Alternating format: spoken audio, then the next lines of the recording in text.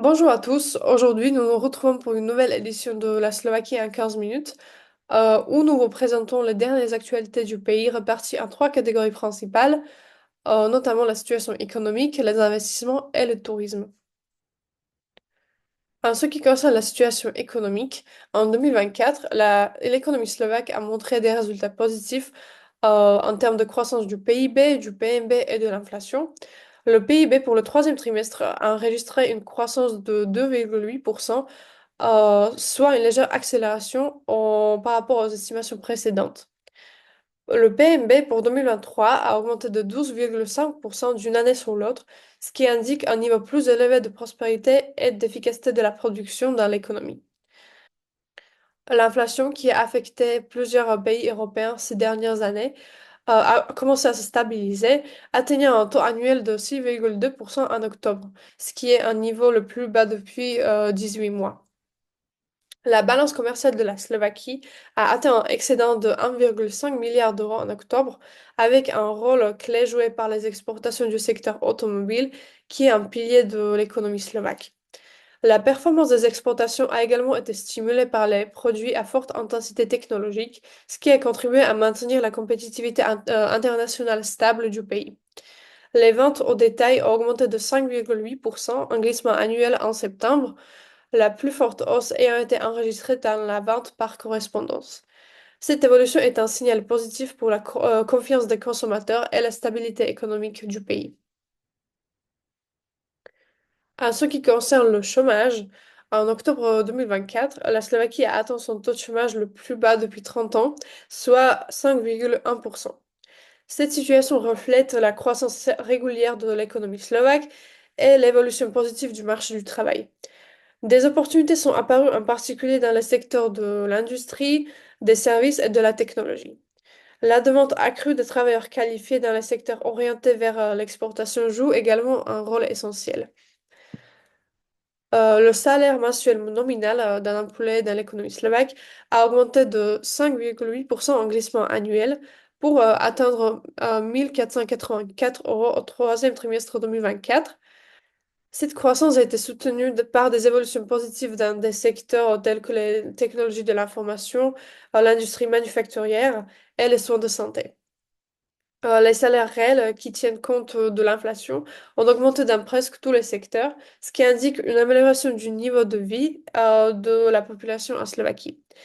La croissance la plus forte a été enregistrée dans les secteurs à forte intensité technologique et dans les régions à forte demande de main-d'œuvre. Ces indicateurs confirment la stabilisation du marché du travail et de l'environnement économique en Slovaquie, alors que le défi reste de maintenir cette tendance positive dans le contexte des défis économiques mondiaux. L'agence de notation internationale S&P Global a confirmé la note de la Slovaquie à A avec une perspective stable. Cette note reflète la confiance dans la capacité du pays à rembourser ses obligations et à gérer efficacement ses finances publiques. Les principaux facteurs contribuant à ces deux notes sont une faible dette publique, une politique budgétaire stable et un environnement économique compétitif. L'agence a également souligné le bilan positif de la réduction du déficit et les mesures de réforme du gouvernement qui soutiennent la stabilité économique. Cette agence de notation mondiale a confirmé que l'économie slovaque fait preuve de flexibilité, en particulier en période d'incertitude économique mondiale. La perspective stable suggère que la Slovaquie maintiendra sa position même en cas d'évolution défavorable des marchés mondiaux. Toutefois, l'agence a souligné la nécessité de poursuivre les réformes structurelles, en particulier dans les domaines de la numérisation et de l'amélioration de l'environnement des entreprises. Cette évaluation positive soutient la confiance des investisseurs étrangers et renforce la Slovaquie en tant que destination attrayante pour les capitaux internationaux. La stabilité de la notation de la Slovaquie est un facteur important pour la poursuite du développement de l'économie et la viabilité des finances publiques. Les mesures de consolidation qui ont été présentées par le gouvernement slovaque en novembre 2024 visent à améliorer les finances publiques et à assurer leur viabilité à long terme. Elles comprennent les mesures visant à réduire le déficit budgétaire, euh, à optimiser les dépenses publiques et à accroître l'efficacité fiscale. Une partie importante des mesures est consacrée à l'introduction de nouveaux instruments fiscaux pour soutenir la croissance économique en mettant l'accent sur l'équilibre entre les dépenses et les recettes publiques. Les mesures devraient contribuer à réduire la dette publique et à soutenir une croissance économique durable. En même temps, elles visent à minimaliser l'impact négatif sur les ménages et l'environnement des entreprises. Les fonds récoltés grâce à ces mesures seront alloués au développement des infrastructures, à l'aide à l'éducation et à la numérisation. Selon les estimations, ce train de mesures devrait contribuer à ramener le déficit sous la barre de 3% du PIB au cours des prochaines années, qui est un objectif essentiel pour respecter les engagements budgétaires internationaux. Nous allons passer au deuxième sujet, donc c'est celui de l'investissement.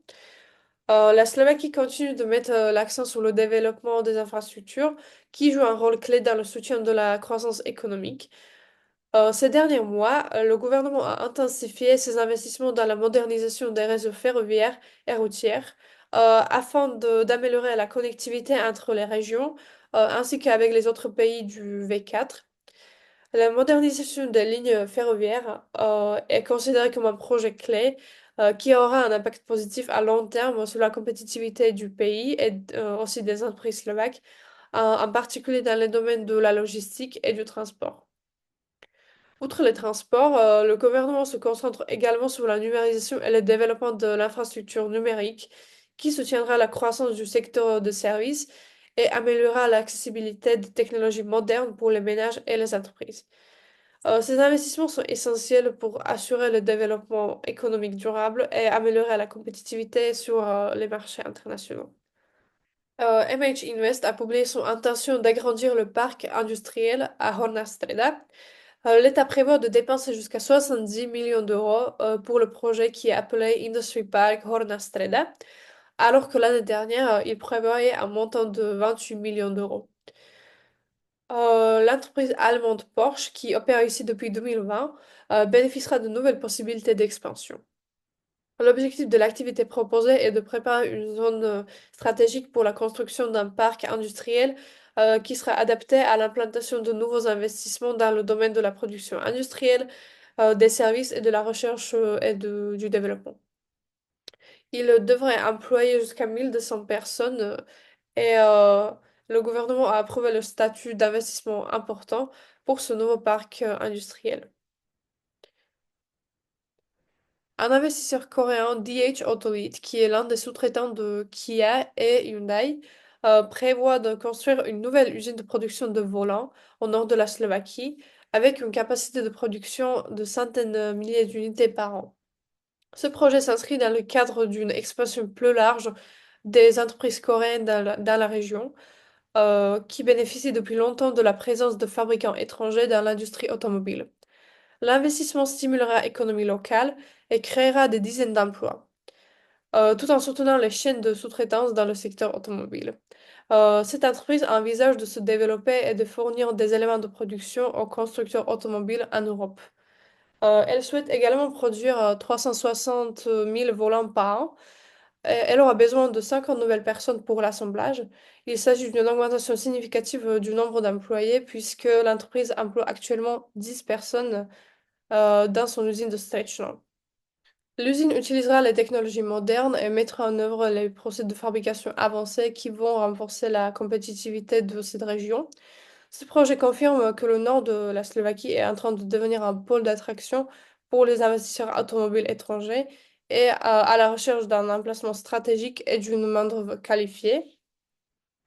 Un nouveau parc de sous-traitance sera également construit à proximité de l'usine Volvo, près de Košice, pour un investissement prévu de plus de 100 millions d'euros. Le projet est étroitement lié à l'expansion du secteur automobile en Slovaquie et vise à soutenir la production des composants pour la nouvelle usine Volvo, qui produira les véhicules électriques. Le parc de sous-traitance accueillera des entreprises spécialisées dans la production des pièces et de technologies clés pour l'industrie automobile. Ce parc devrait créer des centaines d'emplois et renforcer la position de la Slovaquie en tant que plaque tournante de l'industrie automobile en Europe centrale.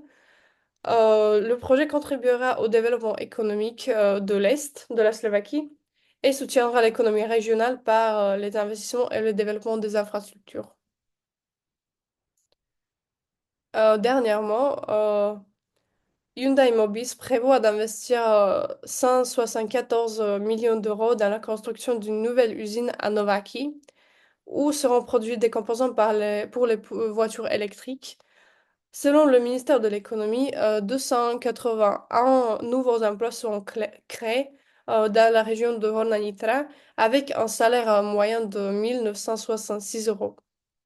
Le gouvernement a approuvé une aide à l'investissement de 26 millions d'euros sous la forme d'un allègement de l'impôt sur le revenu en faveur de Mobis Slovakia, qui est une filiale du groupe coréen Hyundai Mobis.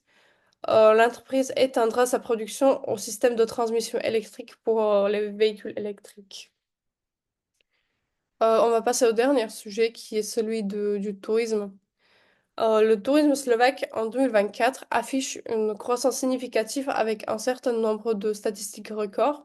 Août 2024 est devenu le deuxième mois le plus fructueux depuis 2019, avec des hôtels et des maisons d'hôtes enregistrant une occupation presque complète.